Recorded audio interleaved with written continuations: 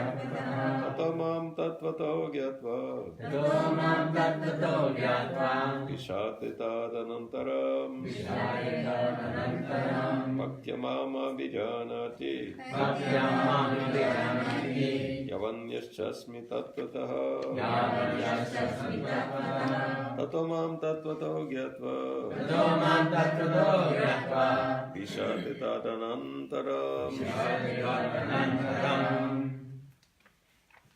Translation purported by His Divine Grace, A.C. Bhakti Rasayana Swami, Prabhupada Ki Jai.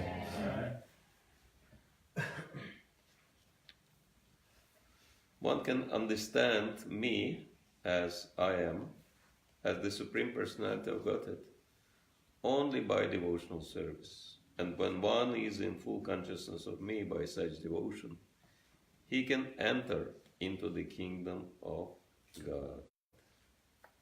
Purport. The Supreme Personality of Godhead, Krishna, and his plenary portions cannot be understood by mental speculation, nor by the non-devotees. If anyone wants to understand the Supreme Personality of Godhead, he has to take to pure devotional service under the guidance of a pure devotee. Otherwise, the truth of the Supreme Personality of Godhead will always be hidden, as already stated in Bhagavad Gita 7.25, Naham Prakasha Sarvasya. He is not revealed to anyone, everyone. No one can understand God simply by erudite scholarship or mental speculation. Only one who is actually engaged in Krishna consciousness and devotional service can understand what Krishna is. University degrees are not helpful. One who is fully conversant with the Krishna science becomes eligible to enter into the spiritual kingdom, the abode of Krishna. Becoming Brahman does not mean that one loses his identity. Devotional service is there, and as long as devotional service exists, there must be God, the devotee, and the process of devotional service. Such knowledge is never vanquished, even after liberation. Liberation involves getting free from the concept of material life.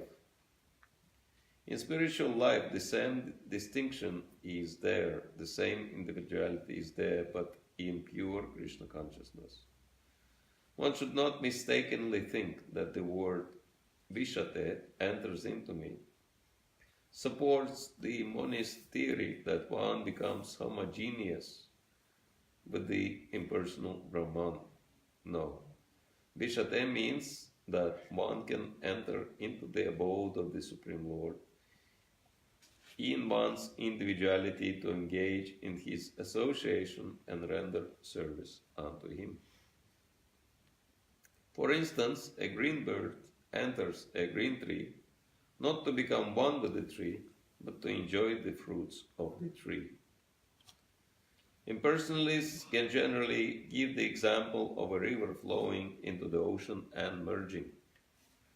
This may be a source of happiness for the impersonalist, but the personalist keeps his personal individuality like an aquatic in the ocean.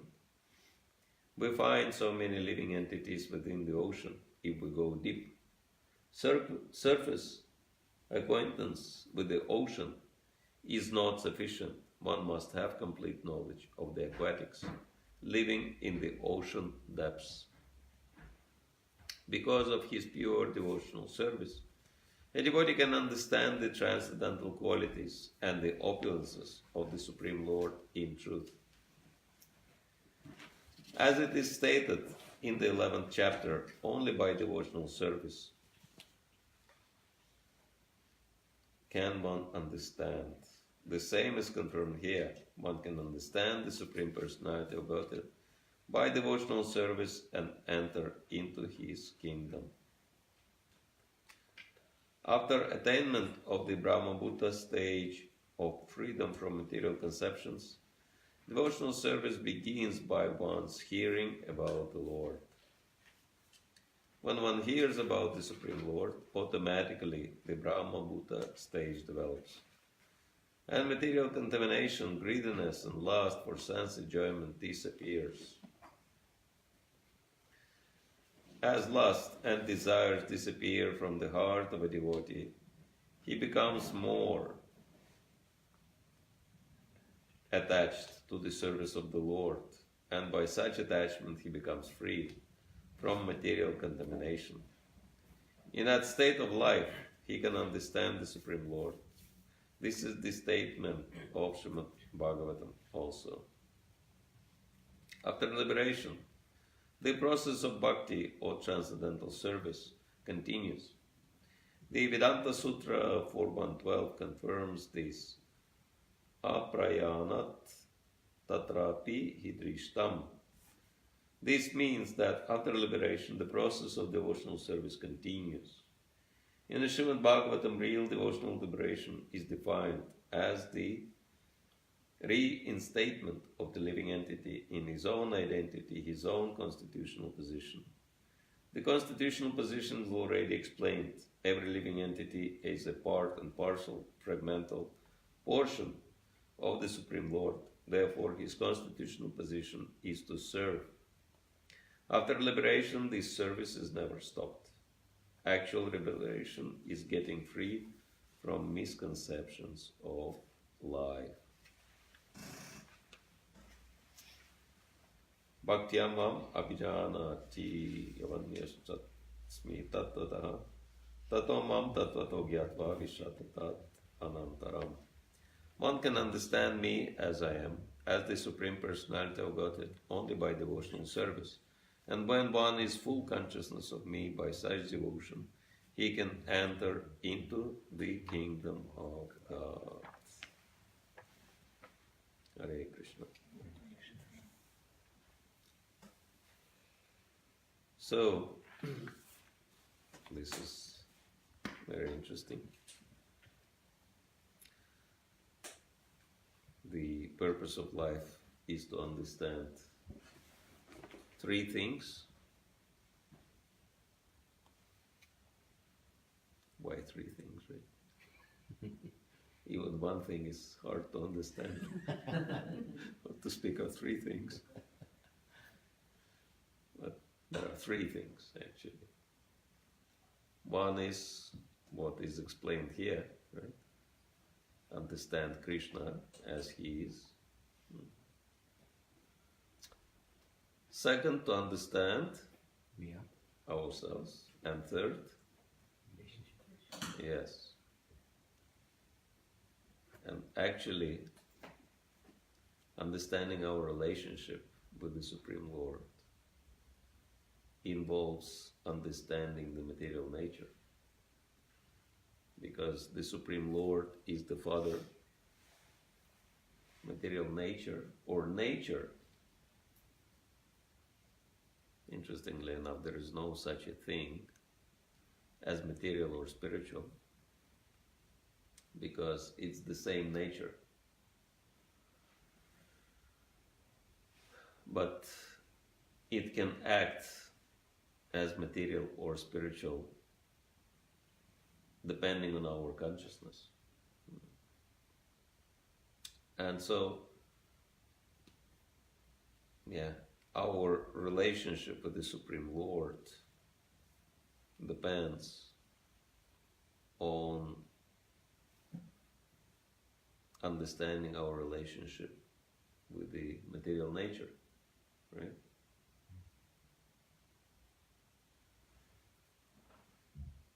It's like Prabhupada says, only mother knows exactly who is your father.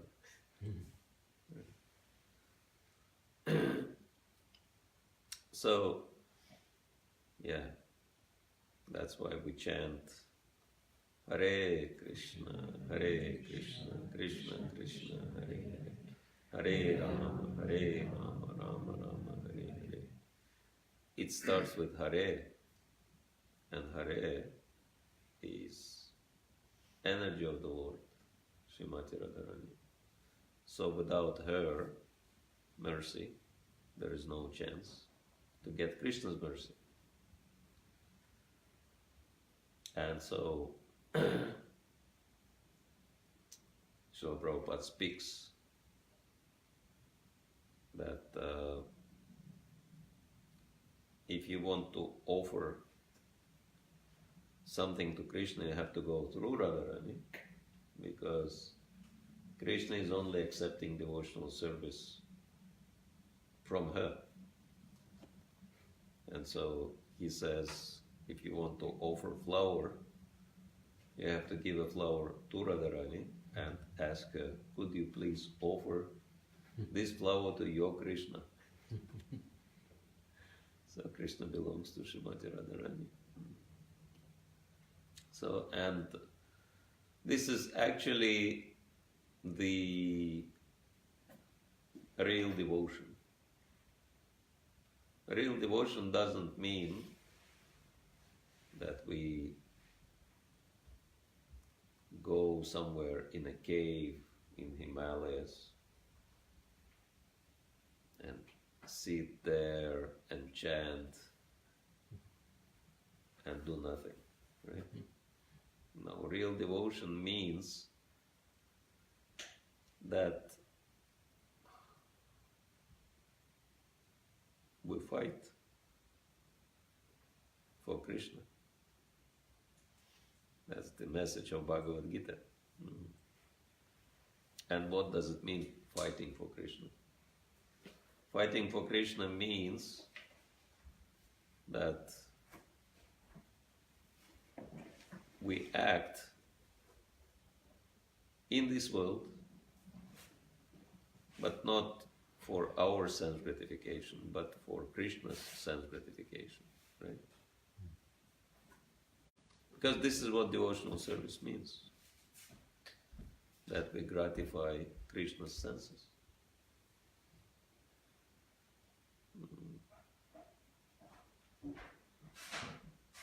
We give everything to him. And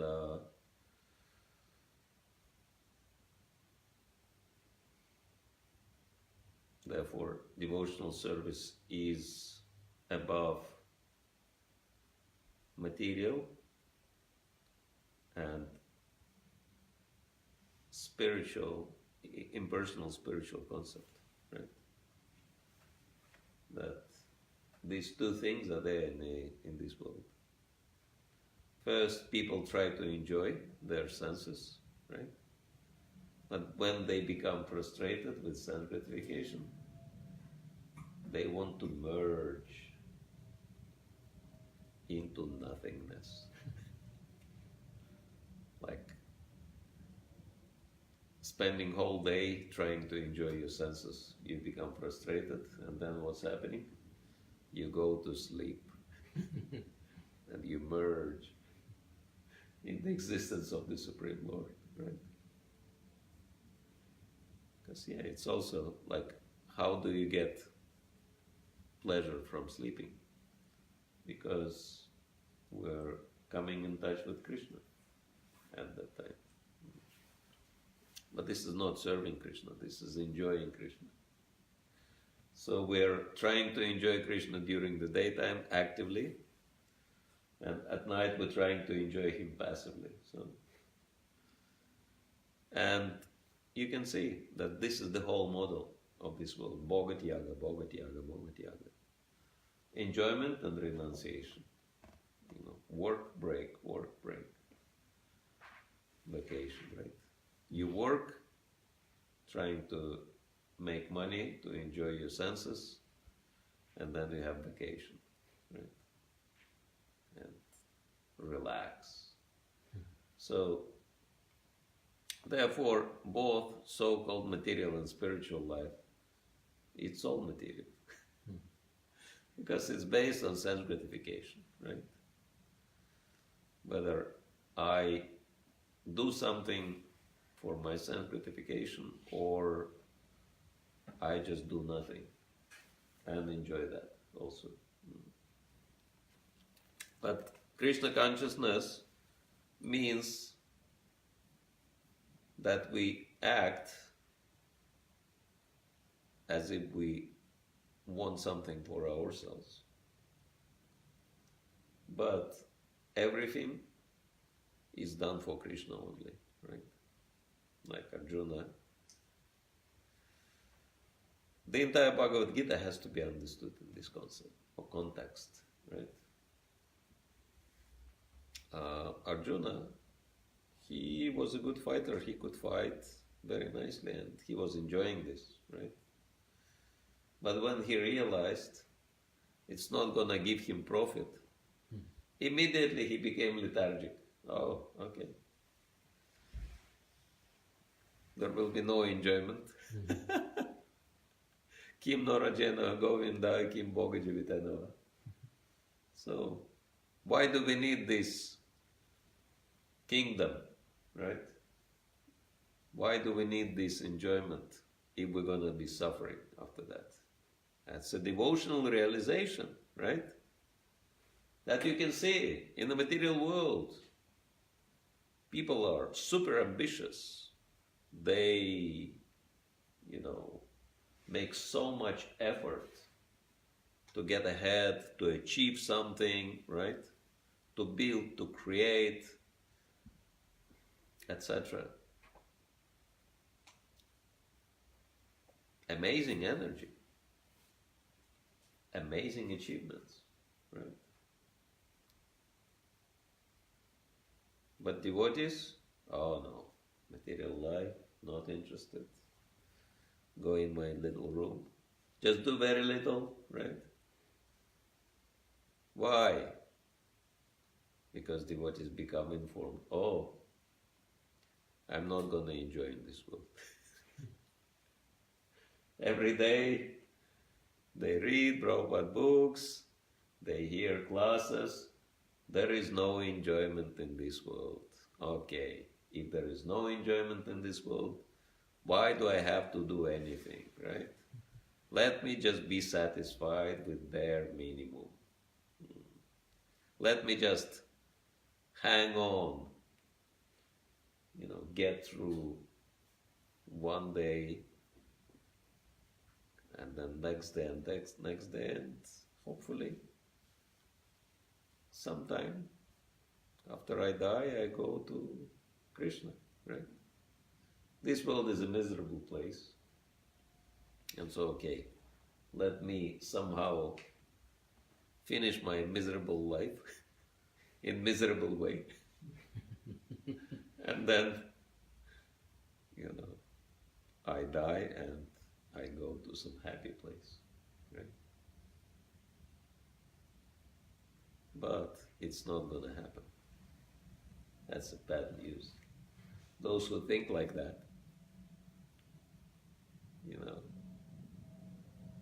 they have no chance to go to Krishna. Because if you want to enjoy, you have to stay here.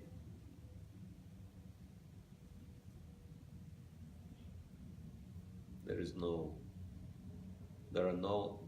only one enjoyer in the kingdom of God, and that is Krishna, right? And everyone else is enjoying by serving Krishna very actively. And so unless we understand this, right, that you can see, devotees are not materialists, right? But the tendency to escape, the tendency to, hide from material life and wait, okay, let me do nothing and wait till I die and hopefully go to Krishna, right?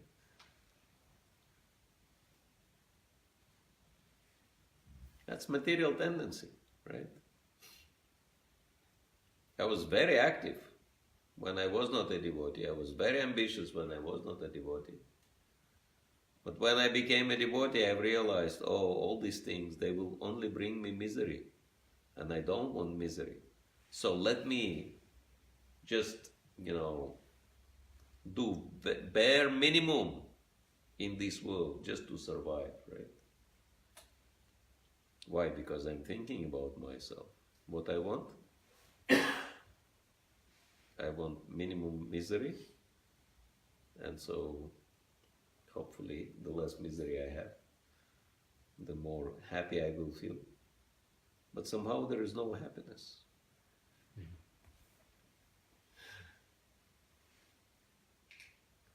Because real happiness is only available if we focus on pleasing Krishna. And that means you realize that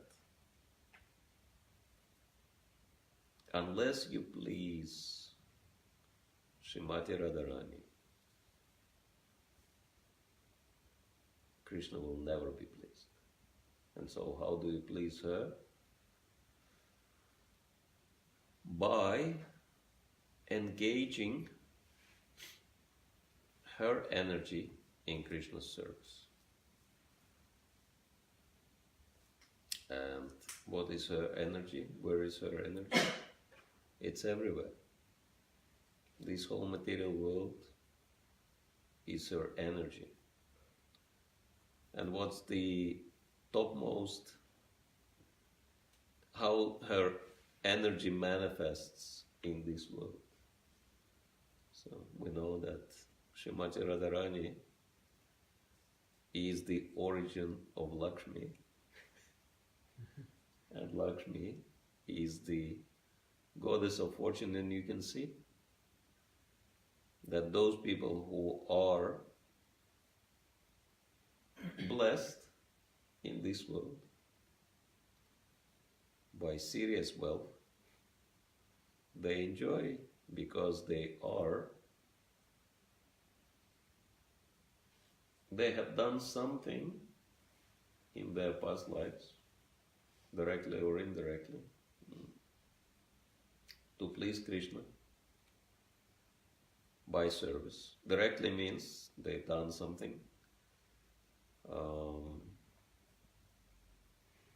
in devotional service, and indirectly means they served Krishna. Yet this is direct, and indirectly means that they served other people. And because human form of life, as Krishna says in the 11th canto of Srimad Bhagavatam, is the most dear to Krishna, right? So doing something for other human beings also pleases Krishna. And so Krishna says, this is good. He is doing the right thing. Okay, Radharani, let's bless this person. Right? But then, unfortunately, it happens so that when people get all these opportunities, they tend to forget where they got it from and how it should be used, right? And then, of course, they create misery for themselves. So, yeah, it's very important to understand that Krishna consciousness is meant to be above these materialistic conceptions, right? Ichadvesha samutana, dvandva mahena bharata, above duality, above desire and hatred, above bhoga and tyaga. And so, yes, that Arjuna didn't want to fight because he was thinking, I'll be miserable. And I mean, it's very interesting. If you read carefully Srimad Bhagavatam, you will see that every single thing Arjuna predicted in the beginning of Bhagavad Gita, it all came to pass. Right? That all his teachers were dead,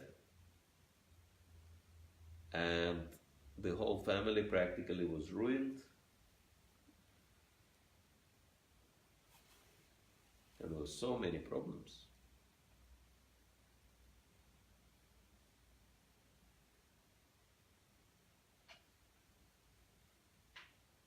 Very interesting.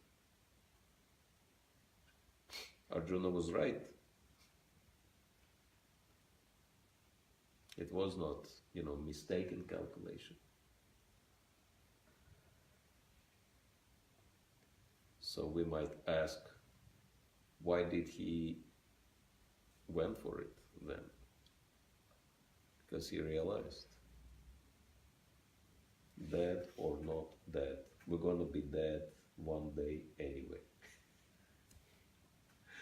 But if we don't do what Krishna tells us to do, we're going to be dead many, many times in future.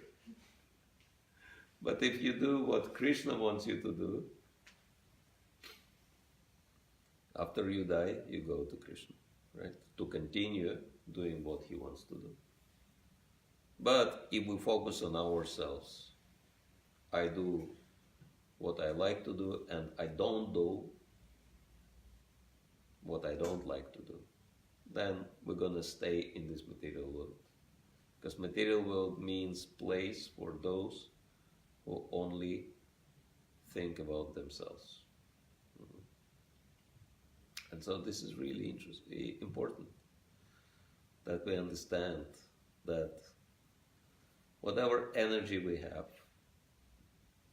whatever knowledge we have, whatever qualities we have, whatever advantages we have, if we don't use them 100% in Krishna's service, there is a very, very high chance that we're not going to go anywhere. No spiritual world. We're going to stay in this material world. Because this is the price of the ticket to Goloka Vrindavan.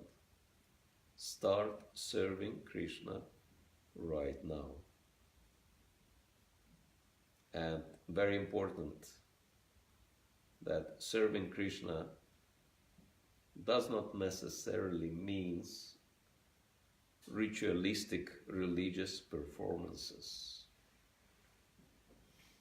It's very interesting that Srila Prabhupada said Arjuna's service to Krishna, his main service to Krishna was not chanting japa.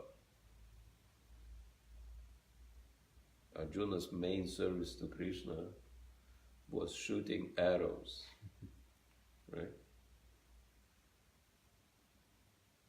Because this was his nature, and this is what he could do, and he dedicated that service to Krishna, and he didn't care. After Krishna explained to him everything, he didn't care anymore, loss or gain. One of my friends, he's preaching in Nepal. He is writing some poetry, and he wrote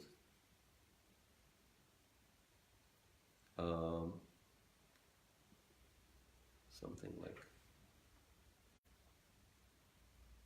"Don't worry about gain or loss.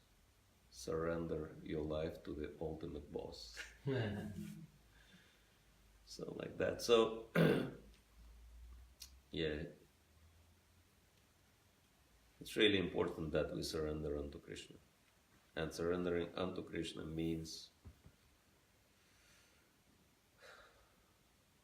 that we do everything we can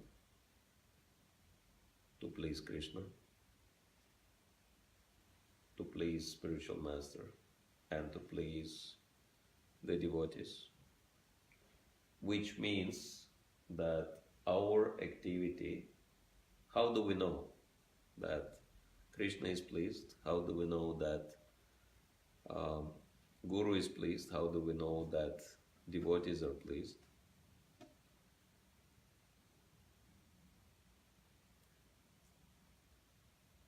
The main confirmation will be that maximum number of people are getting benefit from Krishna consciousness. So, because this is what Krishna wants, ultimately. And therefore, this is what Guru wants, and this is